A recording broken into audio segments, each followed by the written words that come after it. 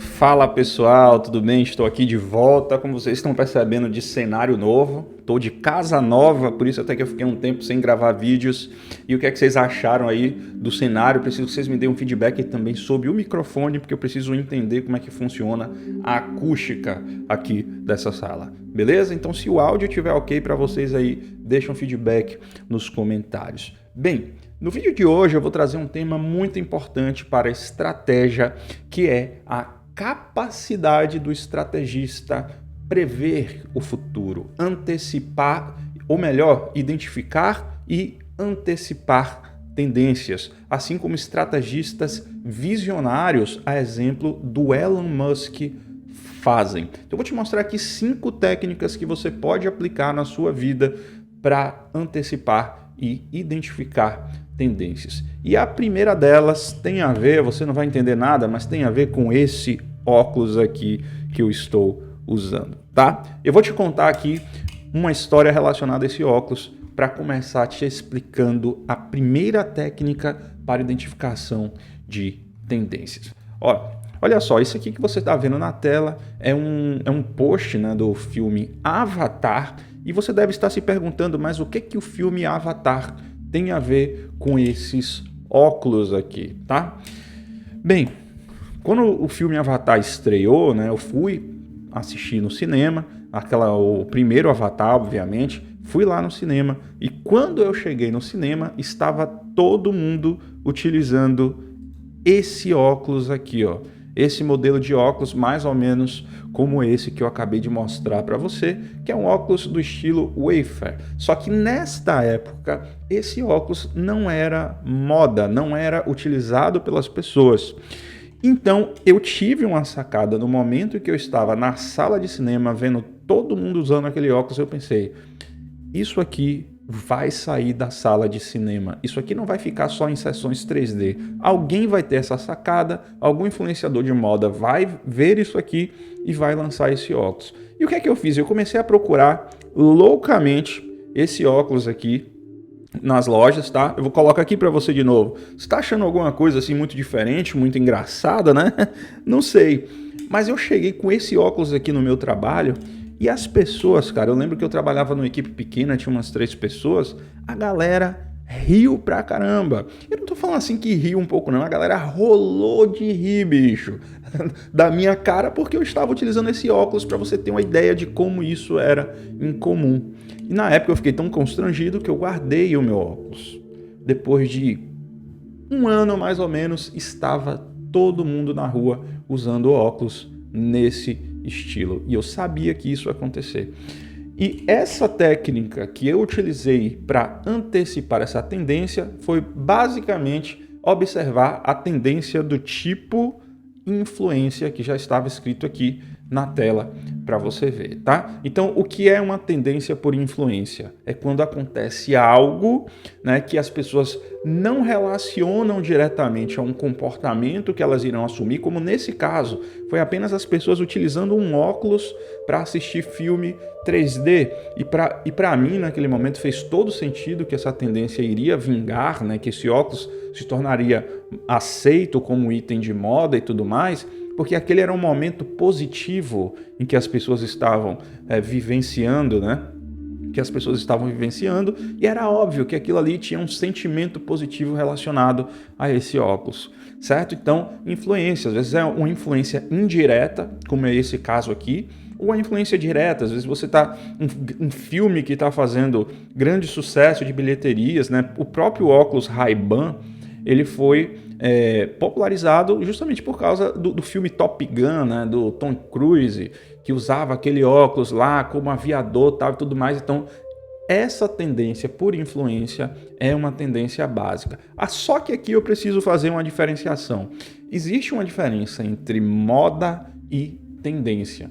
Moda é aquilo que é passageiro, não significa que você não possa tirar vantagem disso, mas você precisa entender que a moda ela vai acontecer, ela vai assumir um platô e logo em seguida ela vai decair e vai sumir, mas você pode tirar vantagem disso, tá? Já uma tendência é algo que vem para ficar e se estabiliza, ok? Então vamos para a segunda técnica para identificação de tendências.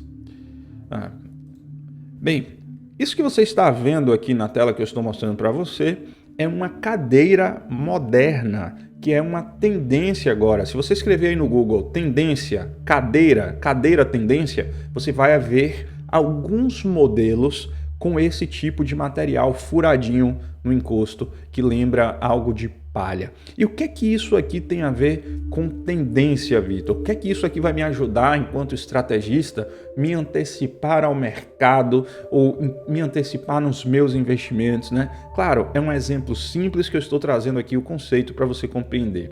Mas essa cadeira, esse material, entenda uma coisa, era popular na época da minha avó. Eu não sei que idade você tem, né? Se a sua avó gostava também desse tipo de material. Mas o que acontece, né? Entenda o que eu estou falando aqui para você, tá? Aquilo que era popular na época de minha avó, obviamente saiu de moda. Só que agora os vendedores, né? Os donos, os comerciantes, eles sabem que esse tipo de material agora gera um sentimento de pessoas da minha idade que têm lembranças afetivas da época da infância em que viam esse material na casa de nossos avós. Então é óbvio que esse material, que esse tipo de movimento surja agora. É uma consequência muito simples, é algo emocional que nós estamos resgatando da nossa infância. É claro que não é uma cópia dos móveis, mas é uma referência, é uma repaginada. Então isso seria possível prever. Se você olhar o que era moda hoje, né, para os avós das crianças, quando eles estiverem adultos, é bem provável que exista uma referência a essas coisas que hoje são moda, né, para os avós das crianças de hoje. E as coisas acontecem em ciclo. Por isso que eu estou trazendo esse exemplo para você, para te mostrar que esse tipo de tendência é o tipo de tendência cíclica. É óbvio que eu estou trazendo um exemplo muito simples, mas isso aqui se aplica a guerras, a economia, que acontece em ciclos, e isso tem a ver também com a psicologia humana, tem a ver também com a natureza. Então, se você observar os ciclos, é uma forma simples de você entender as tendências. Beleza? Então, a gente partindo aqui já para a próxima técnica para identificar tendências, eu quero que você observe essa imagem que eu coloquei, que é uma casa do estilo subúrbio americano e tem 2 carros estacionados na frente. O que é que eu quero te dizer com isso aqui? Bem, eu quero te explicar um tipo de tendência que é chamado de tendência, daqui a pouco eu digo o nome, mas eu quero te contar essa história, tá? Bem, há alguns anos, né, os americanos passaram a migrar para os subúrbios dos Estados Unidos e isso coincidiu com uma aquisição massiva de carros particulares, de veículos particulares. Então, antigamente, antes desse movimento, as pessoas faziam tudo a pé, porque as pessoas moravam em grandes centros, né? Não sei se você lembra dos filmes antigos. Algumas pessoas tinham até um cavalo, uma charrete, mas a maioria das pessoas iam resolver as coisas andando. Mas quando você vai morar nos subúrbios e você tem um carro, você tem que comprar as coisas lá no centro, né? Em um monte de lugar, para o carro em um lugar, para em outro, e aí começa a ficar difícil você arrumar local para estacionar e depois voltar para sua casa. Então veja que já tinha 2 elementos aqui muito fortes que deu todo o espaço para o surgimento do que hoje nós conhecemos como shopping centers, tá? Então perceba que o exercício de você identificar uma tendência é você ligar os pontos. Então você já tinha um primeiro ponto, os americanos morando nos subúrbios e com carros, ou seja, agora eles já estavam prontos, já tinham a necessidade de ter grandes centros onde eles fossem em um único local, estacionasse em um único local e agora eles já tinham inclusive um meio para levar as suas compras para casa. Então os shopping centers surgiram como uma tendência para atender esses 2 pontos que já estavam acontecendo. Então, quando você observa o que está acontecendo, né, com a população, a mudança de comportamento, do estilo de vida das pessoas, é só você pensar qual é o próximo passo, né? Então, esse tipo de tendência aqui é conhecido como tendência por demografia ou tendência demográfica. Por isso que eu estou colocando aqui para você agora a imagem de um shopping